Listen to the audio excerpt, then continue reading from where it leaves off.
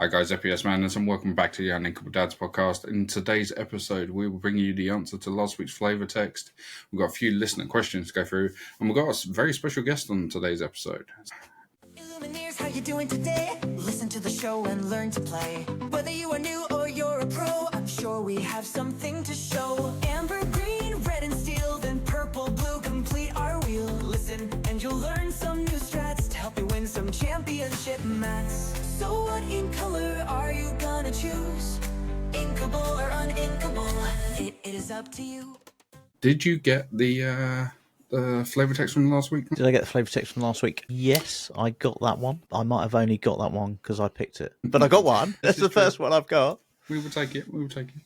So just as a reminder to anyone else, it's the flavor text for last week was a song, and it was the cards will tell. So if you had any idea, I think we had one guess. I don't know whether they commented. They spoke to me in person, and they got it right first time.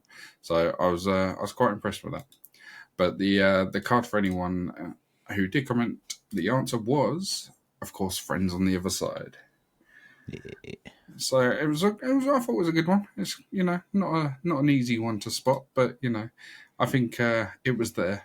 The cards. Trying to give you as much in as we can. So Definitely, I'm sure there are a few people walking around the house trying to sing it. Get in tune. I don't know whether your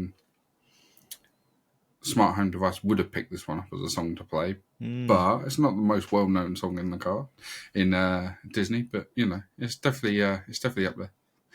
So moving on from there, then let's go into this week's listener questions. We had one from Me and My Shoes, which is they couldn't think of a name for a Rushed singer, but they did come about with the name Encore. So what if a singer, when they sung a song, so it would have to probably be restricted to a free cost, if they banish using that song, they get to sing it again for free. So I can say they sing Storm Rage On, they deal 2 damage to something. If they manage to banish something without 2 damage, they get to sing it again. If they banish something else, they sing it again. They banish something else, and it keeps repeating. I think there would need to be a specific song for this, so potentially like a 1-cost singer and Fire the Cannons. Like it would need to be restricted. Obviously, I think Fire the Cannons is an action, so I don't think that would work. But No. But if they come up with a song and this card at the same time, it could be interesting. But It's an interesting idea, isn't it? We've got dual links and things now, so you could always lock it to a deck. This is very true as well, potentially. If you wanted to do something that was quite powerful and you didn't want it to overpower the game, it's a really interesting idea. Our second listener question was, do you see any sleeper cards from set 7? So what we mean here by sleeper cards is cards that are currently not either being mentioned much, they're not in many decks, or they are but very little, and they're potentially a card that's going to be very good either later in the set or potentially into the next set. I actually picked one out which I think is quite good, and I believe it will probably end up working its way into my decks. So I went with Gantu, Experienced Enforcer. He's a 4-cost uninkable 2/4 quest for 1. Now the reason I believe it's a sleeper card is he has 2 abilities. Close the channels. When you play this characters can't exert to sing songs until their next turn. That's not particularly powerful. Yes, it will stop Ariel singing Whole New World when at the wrong moment or stuff like that. But the main one that I think will make a slightly bigger difference is don't get any ideas, which each player plays 2 ink more to play actions or items. Now, they can obviously still sing them, so it doesn't affect the cost of the singing, but it does affect the cost of playing. So that would mean that B Prep, which 99.9% of the time does get played, not sung, would be a 9 cost. And items, i.e. like Popsicle, would cost you 3.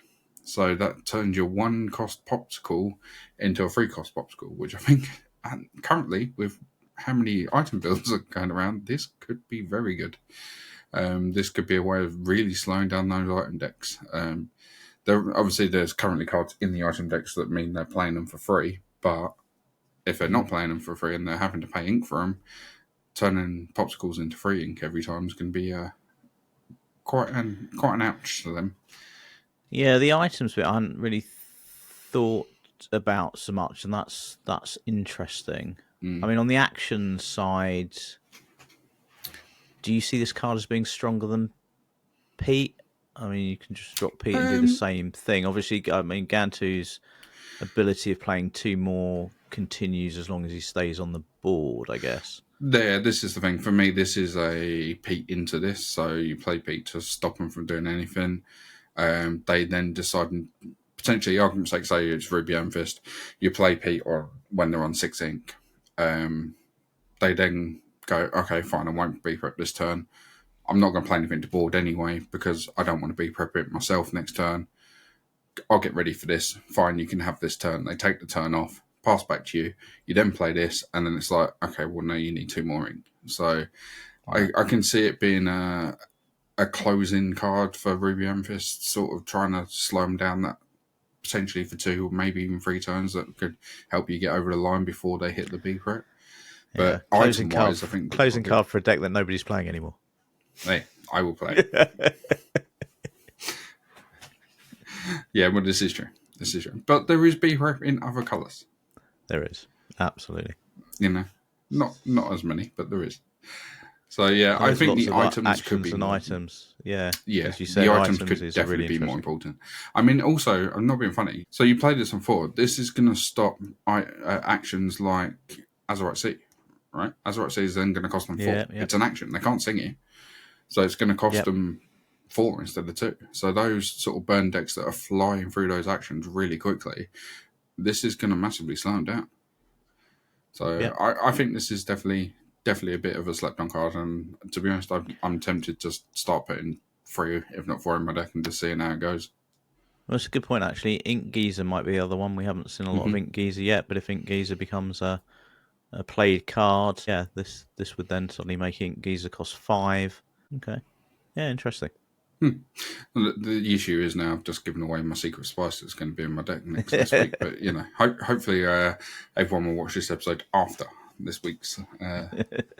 So, moving on, your secret, not secret card, what's the word I'm looking for here? Sleeper card. That's the one. Yeah, so we stayed with Steel. We've got a Farzu War Hero. He's a 3-cost inkable. 2/3 that quests for 1. His ability is training exercises. Whenever one of your characters challenges another character, if it's the second challenge this turn, gain 3 lore. So I haven't fully tested with this yet. I want to test with it more in my Amethyst Steel deck. I just 3 lores, a lot of lore. You can potentially gain it on the turn he comes into play. So if you've got other cards already in play, he comes into play. You make your 2 challenges, you gain that 3 lore. So especially against sort of aggro decks that have got turn sideways, might have low strength characters on board. You're controlling the board whilst gaining lore. Within Amethyst Steel, we're already playing Calhoun. So if Calhoun is one of those challenges and banishes a character, that's 5 lore from the turn. So yeah, I think this could be a really strong card. So we were talking about Ruby Amethyst earlier, and talking about Ruby Amethyst, I put out a little question to the guys earlier today, and we may have tricked them and got them stumbled a little bit here or there. So we will try and bring you in each episode something to do with the new set and potentially new rules you need to look out for. Little simple things, nothing overly complicated, just something we can quickly explain in the video. So with this one, so we are dealing here with Donald Duck, Flustered Sorcerer, is that right? Yeah, that's right. 7-cost, uninkable, 5/6, quest for 3, and he has the ability that your opponents need 25 lore to win the game. Along with that, they also had a Merlin goat in play. So they had those two characters on the board.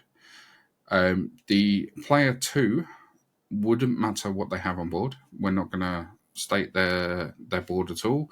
Doesn't matter what color they are, but they are on 23 lore. So they haven't won yet because of Donald Duck's ability. So they need 2 more lore to win the game. And then the Ruby Amethyst player quests with Donald, quest with Merlin, going up to 19, being 1 short of the win, and decides to play Be Prepared. Now, Be Prepared would then banish all characters on board. Who would win the game? Would it be the first character who has the Merlin and the Donald on board, or would it be the second character? Now, unfortunately, a few of the people in the group did fall for it, and they all picked the first character because of the wonderful magical Merlin, which, everyone knows you could prepare your own Merlin for the win. But unfortunately, in this state, because Donald was stopping the player from winning already over 20, as soon as Donald gets banished by Be Prepared, there's a game state check after every action. And when you have fully played out Be Prepared's action, Donald's no longer in play, so therefore that player instantly wins. So after the action is played, so Merlin's ability will go into the bag, right? Yes. But the action resolves, and then there's game state check because an action is resolved, which happens before you even get to the bag. Is that right? Yeah. So there's a game state check in between you being able to use the bag and between the action and you being able to use the bag. So, and at that point, Donald's no longer in play because he's in discard. So therefore, the opponent no longer needs 25 lore, they only need 20, and they were on 23. Okay, so now we move across to the section that you've all been waiting for. Our first guest on the podcast, and we're going in strong. Set 7 is seeing a lot of Sapphire being played. Sapphire Steel is a deck that we think is going to be very strong in the meta. So, we've got one of the foremost proponents of Sapphire Steel, one of the top pilots of that deck, and somebody who's been championing that color combination for several sets in Lorcana. So we'll pass over to our interview now with Harlan Sweete. Action on Saturday. It's like, as much as I'm looking forward to set 7, it's also like, I've got to play set 6. It's like... Yeah, me and the missus played a lot of the set 7 now, and it's just Sapphire. It's just ramp on 2, play a Scrooge, and win the game. It's kind of strange. Yeah, it's definitely going to be an interesting one. Do you think it's all going to be Sapphire Steel, or do you think there's going to be other colours that potentially copy? Like Ruby Sapphire still has its place. Like, I think if the Sapphire Steel deck doesn't run away with it, technically the Ruby Sapphire should be better at resetting the board. But it's just like everything that the Sapphire Steel deck does is value. It's like ramp on 2, play a Scrooge, find an item. Hire him, play a Tamatoa, get 2 popsicles back, Chia, free dime, play a bit. It's just like everything it does is value. And then you look at what some of the other decks are doing, is like even Ruby Steel, and they're like, oh, I get 2 lore if I challenge someone. It's like, who's challenging in this meta though? Like everyone's just playing really expensive items for free and stuff like that. It's just But I hopefully someone will crack it and make it a bit more fun. Yeah, I think it's kind of going back to almost like set 2, set 3, sort of go wide with items and then quest with Tama for ridiculous amounts, really. Yeah, it seems you either play a Sapphire deck that does that, or you try and go under them. And I've been playing the Lady and the Tramp deck. I've got a lot of time for that. I think it's pretty good, but I don't know if it's good enough. But yeah, if you're just playing 3-1-4 daisies by turn 2. Probably can win that game. 1 Scrooge isn't going to stop that. But yeah, I don't know. Purple Steel, I imagine, is just dead in the water right now. I don't know. I was quite excited with the Cobra and all that stuff, but it's... I think that's what you're going down the road of, isn't it? Yeah, I keep watching your videos when you keep dissing my deck, Adam. But, I think you're right, because it does nothing nothing at all that's unfair, right? It just does its stuff. It does it fairly efficiently, but yeah, the It's top still end a of the good game is deck. going to struggle. Yeah, we have it built, but it's like if you do the classic like triple one drop or one drop into two drop like a Smee, and I've played Bell Tipo Scrooge, it's like the boards don't really match up that well. I think the issue is it plays too fair a game, whereas like even Green Steel can be Diablo turn one, and that's just this massively explosive opening. I think Ruby Amethyst as well fell off because again it's just playing too fair a game. Like, if you're going into turn two and trying to get a Flynn to activate and they've already played a Bell turn one, it's like Yeah. you're already struggling to try and get that to work. But yeah, it's still early on in the meta, but Sapphire definitely got a lot of good cards. Yeah. I mean, it's off to a good start for you, Glenn, isn't it? I mean, that's your two I, decks, isn't it? Ruby Sapphire Yeah, and it's my Ruby two Steel. decks gone. I think though with the Sapphire decks, like they only work when they're not that popular. The mirrors are so bad when you're just both playing these like non-interactive, interacting with the board. Like I just watched the Moyen versus the Rat, and it was just dull. Like nobody did anything on the board, and then the Rat dime tapped a Toa for 15 lore, and it was just like, well, what is the? I can't imagine any game designer, at Ravensburg was like, oh yeah, this is the direction of our game. We want no one to do anything, and then just Just close win the you game out. instantly. Yeah, but So that was actually one of our questions. So if you couldn't play Sapphire Steel and you had to pick another color, so you can't have Steel and you can't have Sapphire at all, what other combination would you try? ooh, this is all recording now, aren't we? We're recording all now, Yeah. are we? Yeah. Oh, wicked! No, this was so natural how we went into this that I didn't even know. I thought we were just chatting like friends. Oh, that's awesome. Yeah, like I think for me, one of I said this to my missus the other night, and she was shocked. But I said I think green steel actually was one of my favorite color combos. Mm. Um, but I liked it when it was fair in what it did. Like I played it in set three. I brought it to Lille, and it was like you played Merfolk into the two cost Flynn into the Prince John. It was like all the Ruby decks struggled into it, Yeah. but the fairness came with like I played like three purple steals at that event and they all beat me because they don't care. They'll just shoot removal at it and take me out. So I liked it back then, and then it got like Diablo triggers, and then there was the Bucky thing that went on for ages, and I dropped it completely when I sold all my green cards when Bucky came out because I was I like as much as you could win with that. I didn't want to play it. I didn't want to be in. Just It's take kind away of that temptation. yeah, it's kind of like the way that we're seeing with this Oswald version. It's like I love Sapphire Steel, but I love to play it the way I want to play it. Mm. And it's really not that Oswald. Like roll the dice. Did you get a free dime? You did. You win your game. Like I don't love that. So I think like Green Steel has kind of always been one there, and Ruby Amethyst is one I've always wanted to keep around. But I think with the new set, it's I don't know. They got the Queen. Like I haven't Yeah. seen any other card they really got. So yeah, I think probably Green Steel is where I go to as my other The, color. the one thing I did find interesting, as you were saying with Scrooge, that you're actually talking about playing it as in like cost outright, not exert items. Yeah, I mean, so you have that thing of like you can play Porpskull into a Teeper or a Sail and then play the Scrooge, and I think in testing at least I've come up with is playing a 4/4 on turn three is just huge. Tala was great, but like the 4/4 body and then it can sing Zeus and whatever, which you couldn't get in Ruby Sapphire as well because they didn't have Zeus, so they weren't really used to that. It's just too big. It just trades like you couldn't use a Tala to take out a Daisy or an Alice or anything that had full health, but now you can. So the aggro Yeah. player is now afraid to turn its thing sideways, which it used to be able to do quite freely. I Um, suppose it also finds an item for you as well. At the and same, you know. you have to play these like quite item dense decks, but it's also fine because like if you run a Quill and you've already ramped on two, you can just ink the Quill. It's just an inkable item is all you're really looking for at that point. If you find a Porpsicle, that's great because you can play it and then use the Hiram and then draw more cards. Yeah, I've as much as I like underplayed the Scrooge, I thought it was that would be a fun card. I Yeah. more impactful than a Tamatara for some. It's locking out decks because they just can't freely quest with that Daisy or that whatever Mm. it is anymore.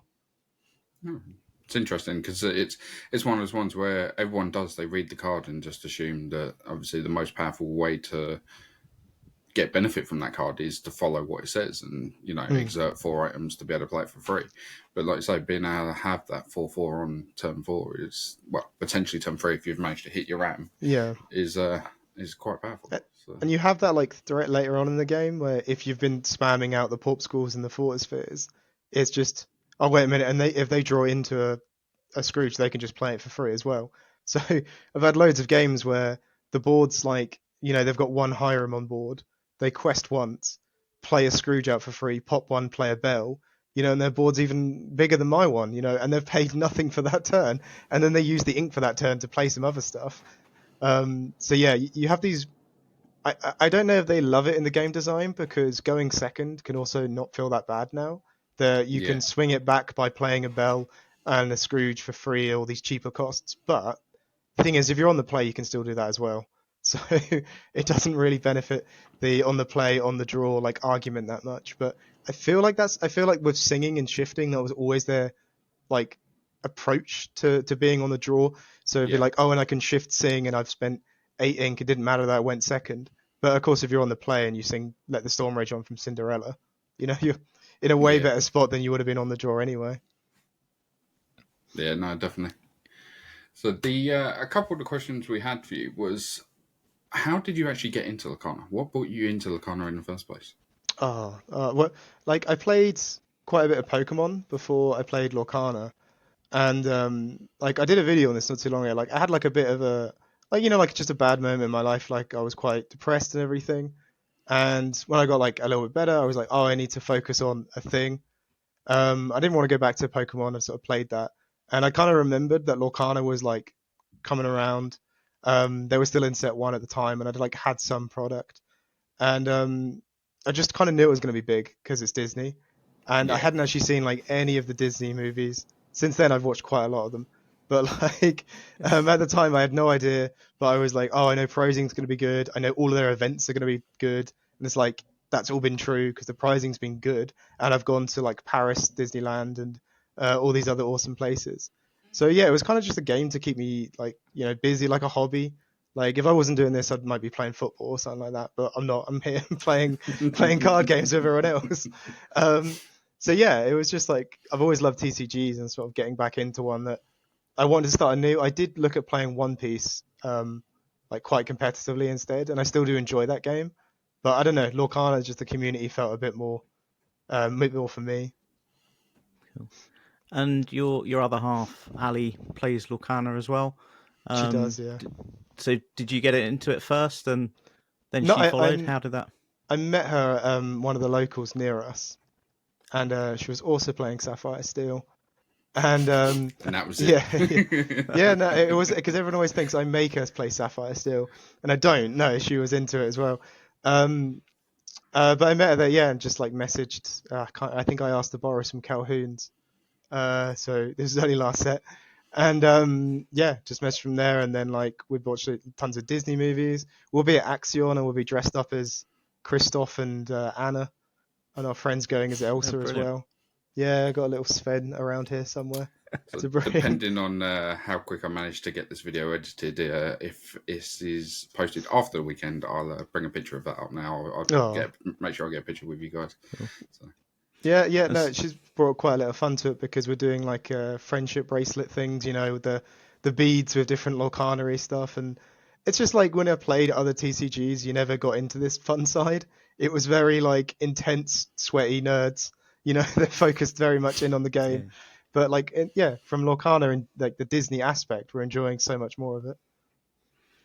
No, that's brilliant because I know, that's certainly one of the things that's really attracted me is the community, which has been brilliant to meet so many really cool people. Actually, in terms of the community, because obviously you've got quite a following on YouTube, there's a bit of a community there. How do you find the Sapphire Steel community? Is there a particular community around Sapphire Steel? And yeah, we're quite a devout little group, but as the game sort of grows, surprisingly, there's quite a lot of us, and it was mad because the last 2 sets, the deck hasn't been performing that well, besides like the odd player like Jonathan Lamb who will get his top 4s, and there's a few others as well that kind of keep the deck alive. It hadn't been performing very well, but like the YouTube channel and everything and the community interaction was performing good enough to say it's, you're getting over 1,000 views. Like they're doubled or tripled now since the deck's exploded. But it was enough to say, a few thousand or 1,000 people, like up to like 2,000 subscribers, like are interested in this one deck in this one game. Was really great. Inside it, like if anyone wants to join the Sapphire Steel community, there's like tribalism inside of the deck as well. So you've got like the people who will never stop playing the whole new world version. Yeah. They'll never quit that. They think it's the best way to play it, and I love them for it. I love the dedication. Then you've got like the people who play the no wheel version, which is the same deck but without whole new world, and they use other draw mechanics. And now you've got these like KiWi ones that I've been describing, which is playing these non-ramp curve like Sapphire Steel decks. And it's not like a negative tribalism, but you can clearly tell there's like some headbuttings every so often and everything between each group. But yeah, no, it's lovely. Like if you go into Discord channels, there's always a thread or a deck list thread, and all the Sapphire Steel people are in there. And so, what originally attracted you to Sapphire Steel as a color combination? So when I started playing Lorcana as well, as I said, I was trying to keep my mind busy and everything. In other TCGs, I always play like aggro decks. I don't want to sit around. I don't want to play the long game. I just want either I've won or I've lost. So I thought, again, like I'm playing a new TCG, I'll push myself and I'll try and learn a ramp deck. Because I was like, it's kind of always been interesting to me, but as I've always focused on aggro, I just never really worked on ramp decks. So yeah, we got into that, really loved it. There's loads more decision making, and you're not winning the game until, turn 10, where you want to have to turn it around and get that Tamatella dime to get you like 20 lore or something in a very short time. But what I also found was interesting was the moment I could start playing Sapphire Steel in a more aggro, low to the ground version, I did with the Kiwi Bird version. And it was just like brain sort of going back to, you want to play aggro. And like even now I have like Amber Steel Dock Mines built. I seem to always go back to the aggro sort of builds. But originally it was just I wanted to learn a different archetype. And I think it's good for you as a player because if you sit across from like a Ruby Sapphire player and you're like, you always have Ice Block CC. And then you actually pick up the deck and play it and you go, wow, it's actually really hard to get this combination of cards in this order. And you kind of can learn a bit more about the game from their angle. So yeah, just always like push yourself and learn something. And at the time, Sapphire Steel was like a really strong choice. It is again now, but yeah, it seemed a really strong choice to pick. Nice. So with obviously the release of Set 7, what would you say would be your favourite card which isn't a Sapphire Steel card?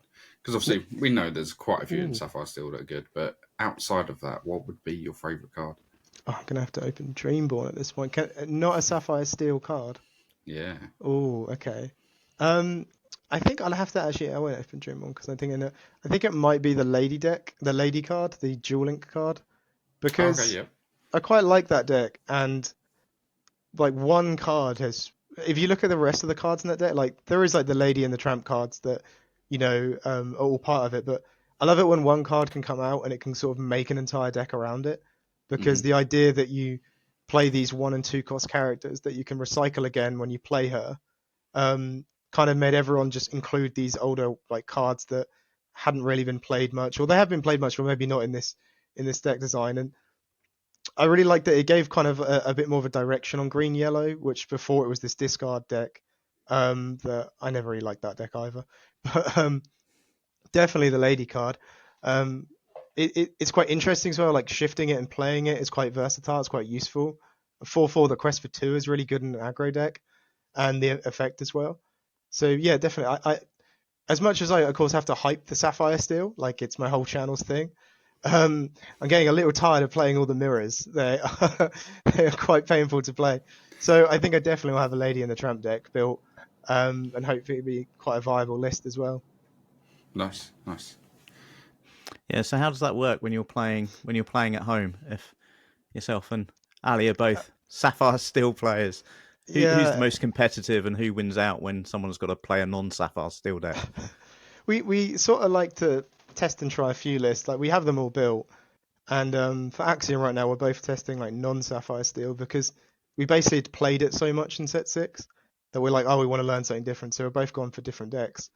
But yeah, set 7, it was I built my list that I wanted, and she said, oh, could I have a list? And then we had to sit there and do a mirror, and it's just like I don't want to. Yeah, of course, she's quite new to TCGs as well, and like building a list brand new would be a challenging thing, and there isn't many lists publicly out there to just like net deck. So like I understood the situation, but yeah, it's playing sets. I think the sad thing is as well, like we also kind of have to do it as it is good practice. I'm expecting Yeah. loads of mirrors. Like Yeah. locally with people I play, they like to use my list as well, which is like awesome to hear. But then you're going to lose to your own list just because you didn't get that bell turn 1 or something, you know. And I had a guy at Store Champs once. He beat my mate who drove me to the Store Champs. And after he won, he said like, "Oh, I watched like a load of videos and like they really helped." And I was just like, saying it in front of my friend who you've just knocked out of the top 8 or whatever it was, the top 4 or whatever it was, and it was just like, "Oh, okay." Yeah, just share that car ride home in silence. Yeah. It was all fine in the end, but I thought it was funny at the time. So with the mirrors, so I've actually I've tried a version of sort of your deck, and I stuck in the new Gantu. Mm-hmm. I made a massive mistake with this one.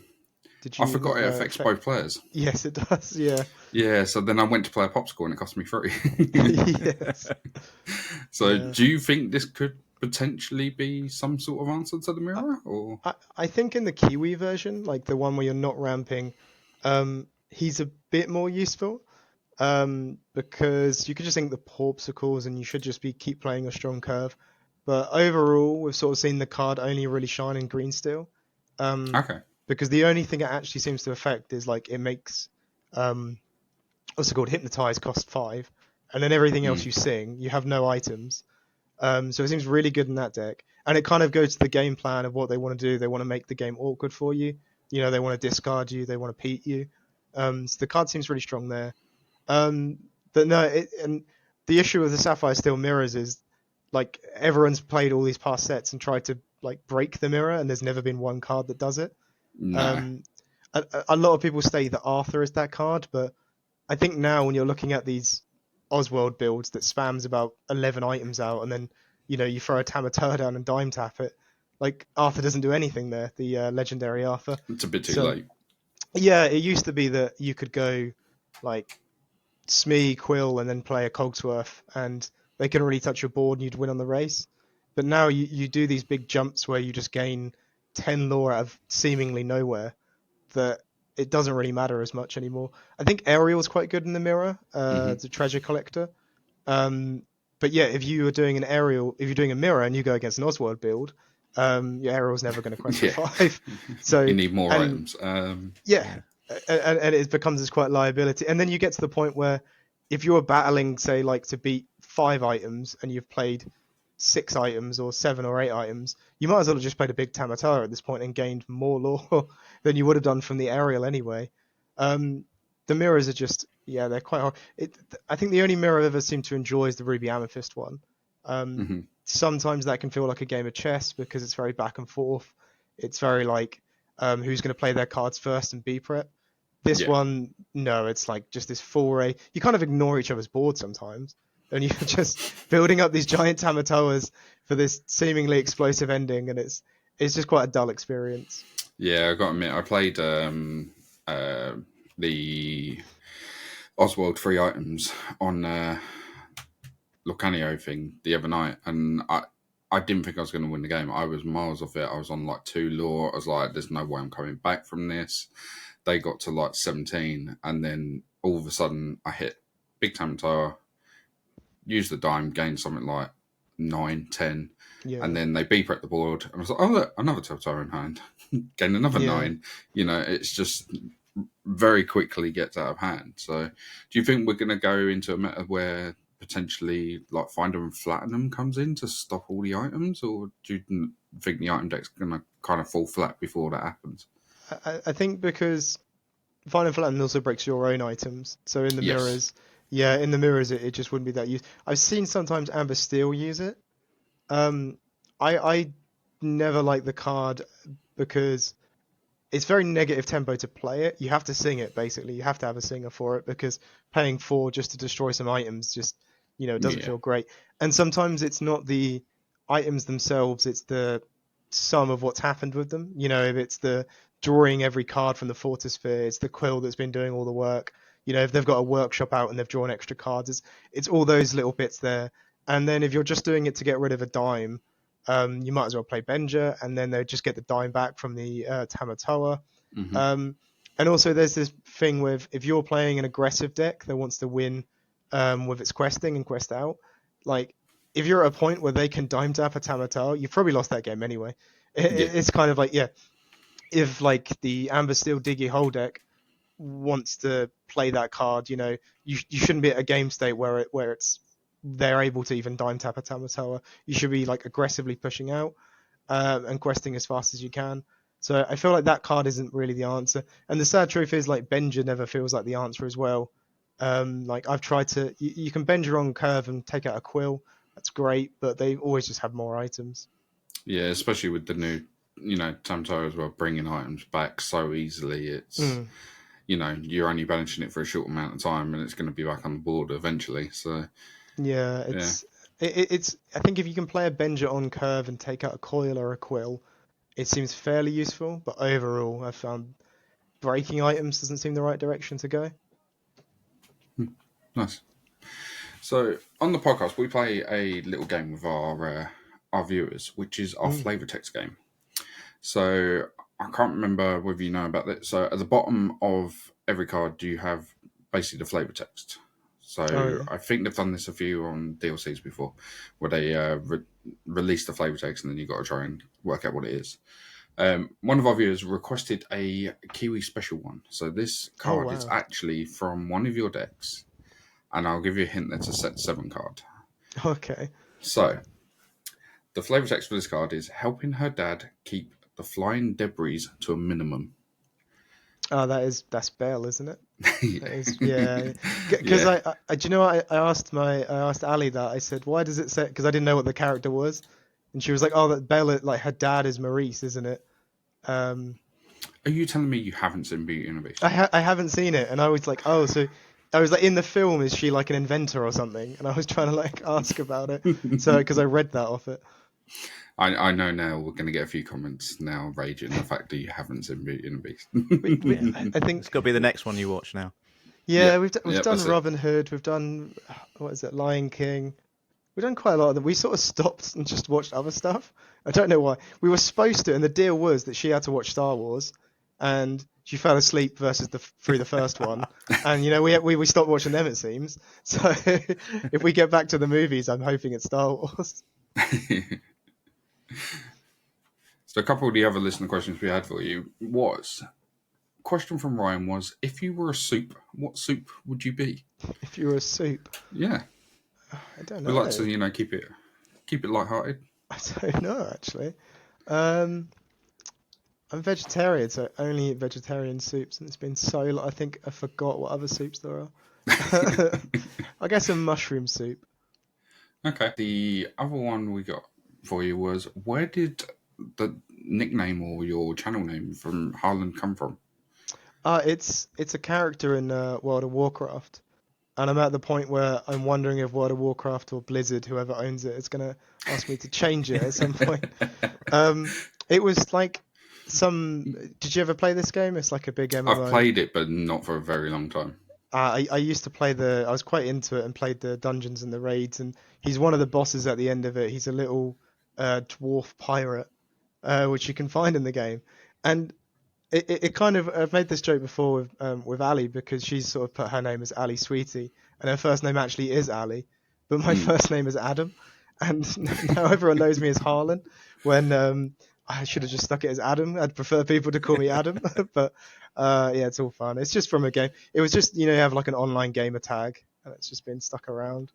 So it's basically, we're going to see the rebrand at some point, a bit like Specie did with the the joke early. We're going to go back to we're set it back to its roots at some point. So yeah, I didn't want to rock the boat and try and do it, and everyone go, oh, I don't like this Adam yeah, fella. who's Yeah, this Adam? Have you heard this new player playing Blue Steel? Apparently, he knows nothing.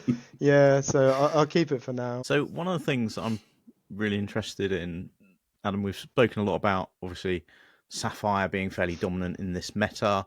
The deck has some fairly expensive cards right at this minute, so we often talk about sort of new players coming into the game and younger players. So I just guess, have you got any? So put the cost of the cards to one side for a minute, but have you got any tips or guidance for a new player who's coming into the game and wants to play Sapphire Steel? Yeah, you kind of hit it when it's the most expensive it's ever been. I checked my Dreamborn the other day and I was like, I can't believe that's like, this deck used to be sub 200 euros, like, and you could pick it up. There's always players out there, like I've done one, and you guys mentioned Spessy, he's done a list that's like a $50 list. There's always lists out there to kind of get you going. And as well, if you are in a fortunate position where, say, you've saved up the money, or parents or family are happy to buy the cards for you, like test it thoroughly on like an online sim. I think we're onto Lorcanita right now is the one for Lorcana, and just really go through games on that, because you want to make sure that it's the one you can stick with. And yeah, I think the good thing about the color combo feature they have in Lorcana is that you could pick two and stick with them forever. They may not be the best every set. Again, like Sapphire Steel for the past two sets has not been performing the best, but it would just mean that you only need the cards in that color combo, and you can keep the costs down in that way. I mean, I like the way you say it's not the best, but yet, you went to the last minute qualifier and got through there. You've won multiple set champs with it. It's not the best, but you can still win. I guess that's also the thing of like, if you put enough reps into any deck, it's obviously going to get better. Oh yeah, it's like you always fear the person who's got 1,000 reps on one deck rather than 100 reps on it. 100 reps or like the new meta deck or whatever, because they know what they want to do with the list and they know how to play it. So yeah, I think even through those bad times, like I was still saying, like if you wanted to win with Sapphire Steel, there's no reason you can't. I think there was 3 of us that made it through our pods in that thing with all different versions of Sapphire Steel, and that happened in America as well. Like, and you also, in the seasons where your deck's not the top tier, you play with that like surprise factor. No one had practiced into my list. I hadn't made it public at that point, the particular one I had, and just no one knew how to play against it. So you get those factors as well. Yeah. But yeah, there's always, if you're a new player, like just pick 2 colors and stick with them. I think you've actually either already done or going to be doing a budget version of Blue Steel. I did one on my Dreamborn. I can send it to you now. So my big popular list, I just made it. I just cut all the expensive cards because I separate it into 2 different lists. And I say that it's down. Oh, it's gone up $30 since I last checked it, or 30 euros. So but there's no set 6 cards that are expensive. Like this should be fairly affordable. I think it might be the docs that are keeping the price up on it. But yeah, there are still like lines that aren't the best in the game, but can still work. So if you were to play like Alice into Pluto into a Cogsworth, yeah, you're not getting that amazing value from the like the new Tamatoas and stuff like that. And your game plan could still be stopped by a Bell into a Tipo into a Scrooge, but you're playing a very consistent line. Your deck knows what it wants to do. I think you could still win quite a lot of games. Like you could still win in Swiss. Giving everything ward is still great, or giving something ward is still great, like Alice can do. So it's definitely worth saying that this isn't a bad list, and it's trying to keep it on the cheaper side as well.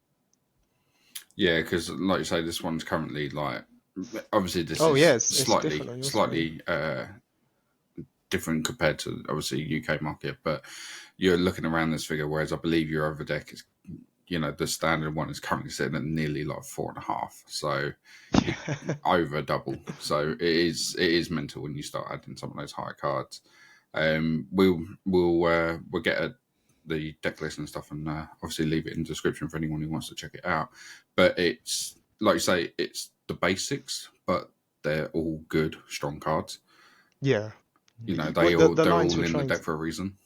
Yeah, the lines you're trying to do, they still work. There's no reason why they shouldn't, but of course you have things like power creep in card games, and being able to play on turn 4, play these 4/4s, or turn 3 or whatever.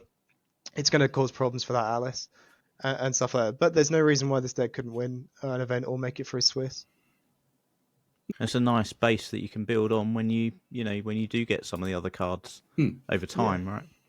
Yeah, for sure. And of course, I play, and this is like the main thing I do, and I'm very fortunate to be in a position where I can get revenue from it that I can put into the cards and everything, and into the hobby. Yeah. But even with these new ones, I'm not saying I'm not unaware of the prices of them. I'm very aware of the prices of them. I was very fortunate enough to get some of these. Like I was late up at night watching the big SCG thing that Zan was playing. He played with the Oswald deck, and like Scrooge hadn't really popped off that much.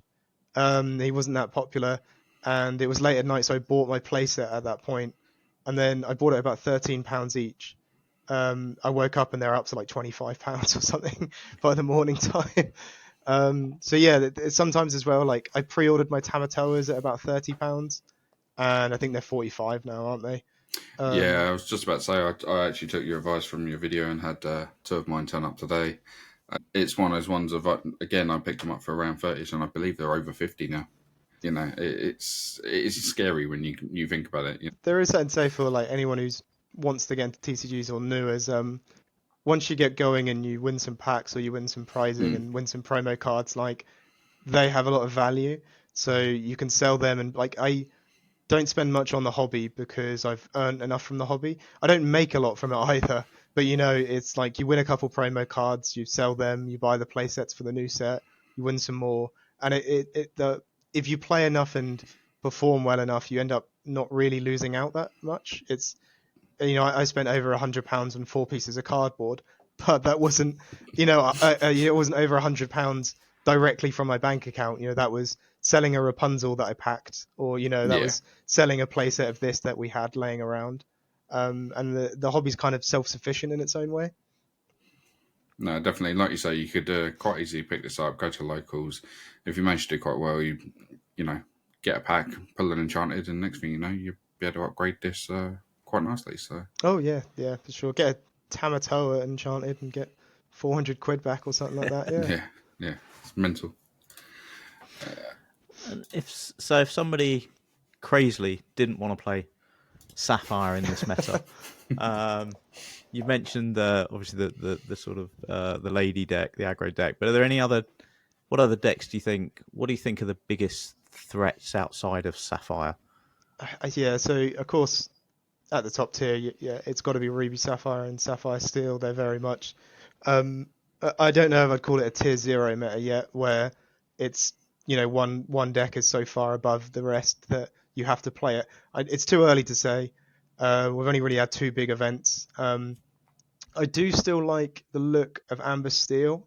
I think if you build it in a traditional control wheel sort of way, it's very good. The thing that Sapphire Steel has always struggled with is anything that has 4 health. Basically, just in general, steel removal is quite bad into those things. And you could build a traditional Sapphire Steel with like the new Troubadour card. I think it's a 1/3 that has resist 1, so that's like a 4 health. There's the new Aurora card, she's a 1/4 as well, Singer 5, so you'd play that over your Ariel or your Gaston. And you could play your Daisy turn 1, your Lawrence's as well. And it's just that it being 4 makes it very awkward for the steel deck to respond to it, because you're not going to play a Zeus on a Daisy or a Troubadour. You don't really want to do that. That's a bit of an overkill. But also on the other end, it's like, well, then I have to run my Bell and my Calhoun or Bell and Smee into this, and that feels bad as well. So that 1 extra health has always made it a very awkward thing. So I think Amber Steel still should be sat around. And I think Purple Steel and Ruby Amethyst still do sit around. They do just play such a fair game plan, is the sad truth. They don't have a Bell, they don't have a Gaston, they don't have a coil into a Sisu. They don't do anything that's like, wow, and that blows out the game and I've lost. It's just very consistent, isn't it? That's the thing with that deck. It's consistent, and I think the sad truth as well, though, is that the Sapphire decks, with now having Tipo and Sail, and even One Jump if you wanted it, they are very consistent in what they want to do. They'll most likely play an item turn 1, and then they will ramp on 2, play a Hiram, or now they've also got another 4-drop they can play, so they've got Scrooge or Tala. They can basically mean that they never miss that item 1, ramp on 2, 4-drop on 3, like line anymore if they wanted to. Which is it just means they're being very, very consistent in what they do. I think Green Steel as well has a very good shot at beating the Sapphire dominance, because Diablo turn 1s could be very awkward for them, unless they all want to start putting Fire the Cannons back in their list. They're hoping to hit Bell on turn 1 into Let the Storm Rage on. They're not going to do that every game. Believe me, I've tried to, and you can't. You want to do it. It's not as consistent as Cinderella is. It doesn't happen every time. So I think they can just come in, be awkward, make you discard cards, make you bounce cards. The new Pete is quite good as well. There's a Shift Pete, there's a 5/5 that has Resist 1 and Stop Seeing happening. Again, and then as well, you can add that Gantu in there. You can just make things very awkward for them, and maybe win it that way and discard their handout. A lot of the Sapphire Steel decks, at least, are going very heavy on the songs now, because we haven't seen green in so long that we'll just throw 3 Zeuses in our list. It's not like they're going to get discarded. And then you play against the green deck and they're like, oh, and I'll just take that from your hand. Yeah. Like my list has 4 Let the Storms, 4 Strengths, 3 Zeus in there. And a lot of that's coming from, I just don't think you're ever going to discard me. But yeah. So turn 1 Diablo, turn 2 Ursula, turn 3 stick Diablo and Cove, and away we go. Yeah. And you can do into a 3-cost Ursula and just sing removal on everything. Or play the Pete and then shift the Pete as well is pretty good. Like, I think Green Steel is in for a very good shout. I think just right now all it's kind of. Do you remember at the start of set 6 where like Amethyst was the thing? Like everyone wanted to play the Genie. We got the new Diablo. Like that was the thing. I think right now that's happening with Sapphire. Mm-hmm. I'm not saying that takes away from maybe Sapphire is in a too overpowered position. It might still be. But yeah, I think everyone's just really excited about these Sapphire cards. Yeah, definitely. I mean, they've got a good right to be. I mean, they are very powerful. It's just, it's going to take a little while for people to come up with the other decks that work around them. We haven't really got any massive tournaments. Obviously, there'll be a few like 10Ks and stuff in America that we've got, obviously, Action Saturday, but there's no, we know of any DLCs or anything like that that's big meta that we can look back on and say, well, this did well, this didn't, sort of thing. So it's going to take a little while for it to sort of settle as it is, just mainly due to the fact of we're not going to have a wide pool of people playing at one time. So no, there's always the thing with a DLC, it brings everyone together from different metas, whereas like we had the 2 biggest ones we've had so far is the SCG thing in America, where it was won over by this Oswald high roll Sapphire Steel deck, and then there was a German event called the Battle Bear event, and everyone had these consistent curve KiWi decks that just sort of won it. And with the regionals, you bring 2,000 people from different areas and different sort of metas into one room, and you get to have some really good data. But with this, you'll have 200 person event here, 200 person event here. I'm going to a Ravensburger event next month at the end of the month, which is 512. But still, that's only a quarter, of the results that you would get from a DLC. So it's still not the best data either. Yeah, so obviously talking DLCs and things like that. So in terms of the future of competitive Lorcana, what would you want to see? Obviously, we're waiting for news on Worlds and stuff like that, but apart from the whole finishing off this round of DLC, what would you want to see for future events? Is there anything you'd want to add or remove? Or I mean, I think they firstly just announced that 2-game format is just awful, and they should stop trying to do it and stop trying to push it. No, I don't know. If your opinion is you like two game format, you like two game format. I know it helps the judges and the casters have all said that it helps them, but for me personally, whenever I play that format, it doesn't make me feel like I'm playing a game. It makes me feel like I'm like doing an exam to see if I pass for top cut. You Right, know, yeah. it never it Mm. doesn't feel like that. And sometimes you could play someone like you could play Zan at an event, and you're like, oh, I didn't day two, but I remember I beat Zan in a best of three, and people can walk away with that memory and they really love it. Yeah. But in this one, it's like, oh, I won one Zan. That's and Yeah. that's what you Yeah. get from it. You don't really play these games. You sort of, and a lot of it is. It was very prevalent when I did the EU Continentals because it was a room full of people playing at the best level they could, and being on the play is quite valued right now in Lorcana. So everyone just split 1-1. I think you needed like 3 2-0s or something like that, or some Mm. very low little amount of 2-0s to make the day two. And you were basically just hoping on good pairings, and or like the 2 2-0s I got was like they bricked, you know, and Yeah. and that was what got it to me because I knew my deck could win Mm. on the play, and that my opponent knew that his deck or their deck could win on the play as well, and then you're just basically hoping for a brick or like a really good matchup where you like a Ruby Sapphire versus a traditional Steel Song, where they know they can win on the draw as well, but overall, I just really don't like two game format. I just don't think it's great. I don't know why they're still pushing it, especially if they don't think there's issues with on the play on the draw. Um, Yeah. People still go to time, so I don't know how it's a time issue thing either. Like people Yeah. still Yeah, play it till does. time. It does feel a bit like a bit of a band-aid to fix a problem temporarily, doesn't it? It's Mm. if we manage to sort out the going first, going second issue, then we wouldn't need two game format. Yeah. Yeah, which is also that they state that there isn't an issue. They're like, oh, it's slightly favoured on the play, but it's not really. And we're like, okay. Um, and I think someone mentioned like, oh, it takes too long to play 3 games, and it's like, but people still go to time when we play two, and that kind of. So we're still going over time. Like, if you've done any of the regionals, like you still took forever each round. Mm. There was still this 30 minutes to an hour after each round where everything had to be wrapped up. I guess saying if you added a potential extra game to each of those rounds, it would take longer. But it feels like the answer we got isn't answering anything. And yeah, I don't love it particularly too much. And I'm one of the people I can't really say that as I've never had amazing performance in it either. But it's just not my cup of tea. Do you think the current meta is changing the advantage on the play at all? Do you think that's bringing it any closer? So you have with the one thing that Sapphire does have as not a negative, if the whole meta was Sapphire, is that you do have a lot of games where being on the play and on the draw doesn't matter too much. It's very prevalent in the Ruby Sapphire matchup where being on the play or on the draw is never the hugest thing because the first few turns is we're going to ramp, we're going to play a Hiram, and then someone's going to reset the board and then we're going to actually play the game. So you kind of lose track of who was on the play or on the draw. Not massively. I think I'm still for sure the person on the play is favoured, but there is Sapphire ways to make it so it's not that unfavoured. You're both trying to catch up with the ramp, so it can do that for you. With the other decks, I find it. I don't know how you really swing it that way.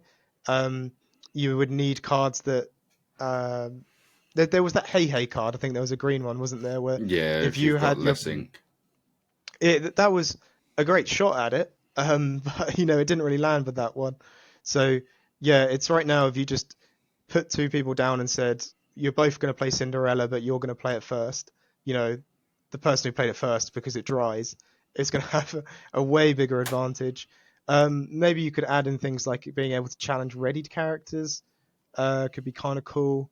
Ways of like insta drying because we do have rush, but instant singing could be great. I don't really know how they do it too much. Would Uh, would does the player going second like being able to take maybe the top card off a deck and add it to their ink just on turn one, so they're going in with 2 cost instead make a difference? yeah, you've Or would got that be the too like. much? I think that would overall you be at a point maybe where the player going second, like if it was a ramp Is deck, then they probably would favoured? always want to go. Yeah, yeah, and like I play a lot of TCGs. Like in One Piece, the game is so balanced where going second or first just isn't really an issue. It's you can do best of ones in that game. Um, but I think you could use systems like the coin system, Hearthstone uses that, where you have a card in hand that's called the coin, and you play it, and it just gives you an extra resource. So you'd have 1 extra ink. So like your turn 1 could be a 2-drop, rather than just a 1-drop, and then that's the only benefit you go for going second, and the extra card draw. But So it it's seems like like a one turn thing. Once turn 2's finished, it's turn 1's finished, it's over, sort of thing. yeah, in Hearthstone, so you have a card, like you have a resource system. You get 1 mana, and then every turn you're given a mana. The same way you can ink and Lorcana. But if you're going second, you're given a card called the coin, and if you play it, it means you have 1 extra resource that turn. So Right. if you played it on turn 1, you could play a 2 ink card. On turn 2, you could play it and play a 3 ink card. And it kind of gives you that choice of when you want to like flip the tempo and play a bit more aggressively to balance things out. I think in general TCGs, you're always going to have the issue of being on the player on the draw. I say One Piece is great, but it's still not perfect. Yeah. As well. It depends on what they want. I think maybe just the denial that there isn't that much issue of on the play on the draw. It's never been great. There are some cards that just feels really lackluster to play them on the draw as well. So yeah, I don't know whether I'm not a game designer, so I'm not sure what the best option for that is. So talking about not being a game designer, so this is our last one for you then. So if there was a card you could nerf and a card you could buff currently, what would it be? Yeah, I mean, I think with all the Sapphire going so big, I think right now, like in testing, I've been telling a lot of my testing people that I really want Scrooge to be nerfed. Okay. I was I'd expecting lo- Tamtaro, but yeah, he's good. But the thing is, right now you can just Zeus it, and it's not. And he's a very Zeusable target. You know, as it's 6 ink. Him and I kind of like it because him and the Shark have brought Zeus back in a very strong way, because now you got like a ton of targets that want to be Zeused, but it's like, do I really want to Zeus a 4/4 Scrooge that quests for 1? If I don't, how do I get rid of it? yeah. I think if that Scrooge was like a 3/3, I wouldn't dislike it as much. And I say I dislike it, I'm going to play it in my deck for sure. Like, I 100% is a Just broken like card. it, just not that much. Yeah, and I think as well, if they ever got too fed up with Sapphire, there are such easy tweaks, like you could nerf the Porpsicle and make it cost 2 or not draw a card, and the deck falls apart so much there. You know, because that would mean the Tamatoa doesn't have such a good thing to retrieve from. The Hiram's working a bit harder to get any value out of it. So you could easily tweak a lot of things there. Right now, in my mind, is just this Scrooge. He's stopping a lot of cards from sort of, especially as someone who was playing this like aggro style Sapphire Steel last set. I can't really do that when turn 3 I'm hit with a 4/4. You know, I can't go 4 wide and sing strength on it. If I zert anything, they get this amazing trade, and they play Porpsicle and heal it. So I'm in this really rough spot, I find. So I think that card will become more clear to people how powerful it was. And buff. So currently, Scrooge is the KiWi killer. Yeah, it also as well. I quite like Amber Steel Dock Mines. It's very reminiscent of the sort of decks I like to play, but it's like I couldn't play that if I knew Scrooge was around, because I would never be able to really go. Even if I went wide enough to sing strength, it wouldn't feel great. I think that Scrooge is quite the killer of a lot of low to the ground decks. I think in testing, when you play like even Purple Steel, is going to struggle quite a lot with it. So I think, yeah, definitely that was a card that took me by surprise, and maybe is a little bit more powered than I thought it was. The new Tamatoa, yeah, I love it, but I think a lot of people just Zeus it and just move on with their days. So which card would you, if you could, then which card would you buff instead? The card that I've always cried about, because I cry about card games and like to do that, is there is the Jim Hawkins Floodborn Shift. Okay, yeah. There is fundamentally no reason why that card's uninkable. It makes no sense to me why and that was the only change. That was when Sapphire Steel was struggling quite a bit. When Sapphire Steel was struggling quite a bit the last couple sets. I don't actually know what set it came out in. I was just trying to find it there. I can't remember what cost it is. Is it 5? It's a 5 cost. It's called Rigging Specialist. And it was set 6. It was last set. So that Sapphire Steel's sort of been struggling set 5 and set 6. Set 6 have got really quite bad, I think, and that's why we approached KiWi and we approached the color combo in a different direction. But that was going to be a staple for Sapphire Steel. That just seemed the perfect card for us. We got this new 2-drop that was really good to play in it, and that was inkable. We were going to run that. But they made this card uninkable. And the deck was already running, 14, 16 uninkables or something like that. So we couldn't add this as a 4x staple. So then you played it as a 2x, then it was never consistent enough. And it was just because this card was uninkable, we couldn't really play it. And I don't think making this card inkable would make it insanely powerful. You would have just made another staple for Sapphire Steel.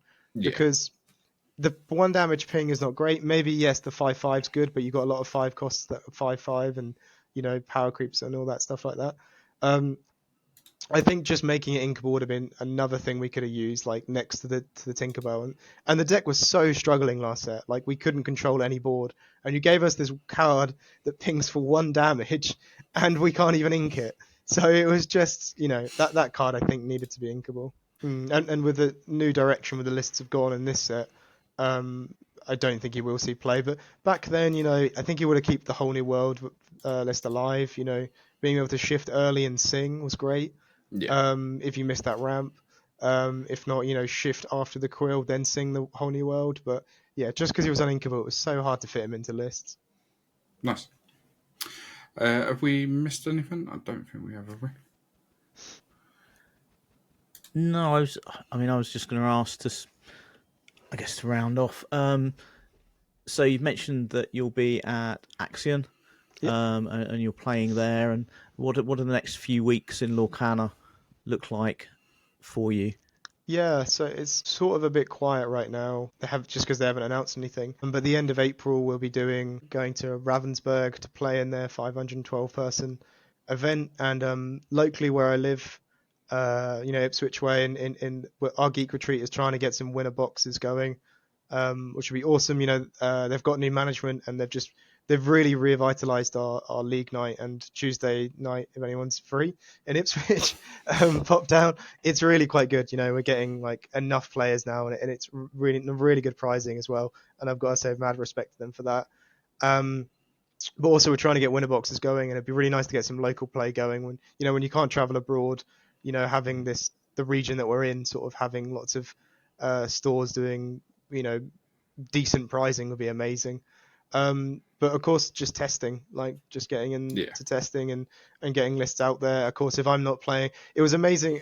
What kind of keeps me going sometimes is like, I didn't get to play in the event and I didn't bring my list, but like, a card for card list that I put online, like, it was making top 8 in America and one of them won the event in Germany. I think maybe 1 or 2 card difference, but pretty much the same list. And, just that feeling of, oh, you've done something there, of course, it's completely their win, and they were the pilot, and they did amazing. That's awesome. But that feeling of being a part of it is kind of what can keep me going sometimes. And in the UK, we don't have that many events, do we? Really? Like, I think Axion is our only real event. Pretty much, yeah. It's a shame they can't hold them, more often, like maybe once a month or once every other month. Currently, I think they're like maybe twice a year. So, but yeah, no, they're pretty good. Okay, so I think that's pretty much it. We'll let you go. I don't want to eat up all your voice. Oh yeah, no, it's almost gone, but that's all good. So yeah, thanks very much for your time. Thank you very much for your time. Obviously, we will do a, the shameless plug and leave all your links in the episode description below. Let me know, and I'll tweet it out as well. Sorry? Let me know when you put it up, and I'll tweet it out as well. Yeah, no, that'd be cool. Thank you very much. So we'll stick all those below. So if anyone wants to find any of the socials and deck lists, please check out there. So yeah, thank you very much for coming on. Thank you for being our first guest. I hope the random questions didn't put you off too much. No, it's good fun. No matter the thing. Do you know what, like, there's a joke with people who are fortunate enough to do like lots of Disney interviews. Is like the question you always get asked is, "What's your favorite Disney movie?" And what's your favorite Disney character? But I think, what soup would you be? Sort of. It's a new one. It's a different direction on that. So, and we're going to carry that forward. We're going to now ask every guest we have on what soup they would be. Yeah, it's a good idea. But no, thank you very much for coming on. So there we have it, guys. Our very first guest on the podcast. I hope you enjoyed. So please leave us any comments or feedback you want us to pass on. And let us know who you think we should have on next. Is there anyone else you want me to try and, see if I can hit up to get on the podcast? Obviously, please leave the challenge relatively easy. Let's not go for the directors or the devs of the game just yet. Give us a few more episodes. As always, we will end today's episode with the flavor text game. So, with it being a very Sapphire Steel strong episode, I will give you a hint that this is a Sapphire card, and that is the only hint you're going to get this week. So, the flavor text for this week is, it's only the coolest home in Lorcana. So, who has a very cool home? We need to think of a sign-off, don't we? Yeah. So, what about... Scoop up our cards, pack away the deck box, and pack away the deck box. What about... Go on. What about... Scoop up the cards, pack away the damage counters, and I don't know. Scoop up the cards, pack away the damage counters. Wish you a great week in Lorcana, and may all your top decks be inkable.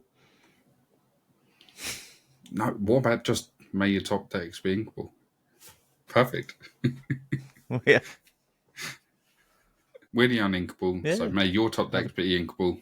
See you later. It kind of works, I suppose. Yeah. Okay, so comment below with... I've gone way too far back all over the place this evening.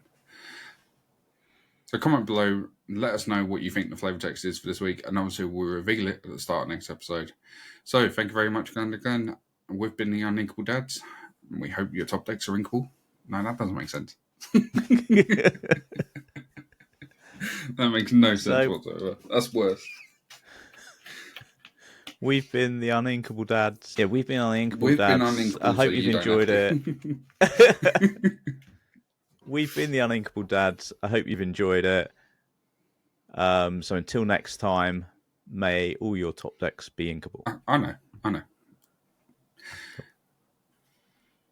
So drop us a comment below, let us know what you think the flavor text is, and obviously we'll reveal it at the start of next episode. So we normally try and come up with an intro here and outro, and we don't have one. So please comment below, drop us an email at the Unkeepable Dads, and let us know. We're trying to come up with something fun and quirky, and we can't do it. So let us know your thoughts. So until then, see you next time. See you next time. Perfect. What more could you want?